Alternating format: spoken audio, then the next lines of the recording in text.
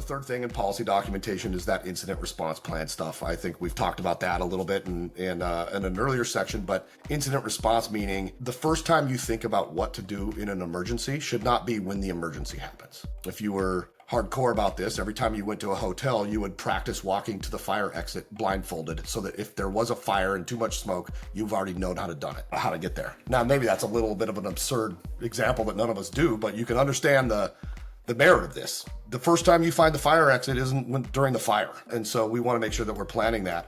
All of these things cumulatively are what the SOC 2 auditors are looking for to say, do you guys have your act together? Are you in control of your system and how we are protecting the user's data and giving confidence that you're going to run a responsible service? And so sometimes we joke about SOC 2 as software people. We're saying it's a security audit designed by accountants. But what accountants are good at is check boxes and making sure that you're playing by all the rules. And that's basically what this is. Now, it does have technology impacts, but it has a lot of organizational and political and policy impacts at your company. But at the end of the day, I see SOC 2 as a sales accelerant. When you're trying to sell SaaS to a big company, you show them that you're SOC 2 compliant from day one.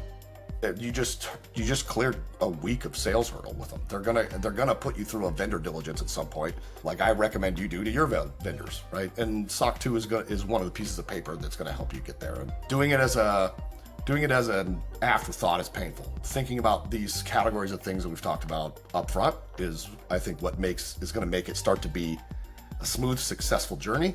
And I also think SOC 2 is table stakes for SaaS, especially in B2B. At this point, there's no reason to do it later, because doing it later is also going to be changing things by definition.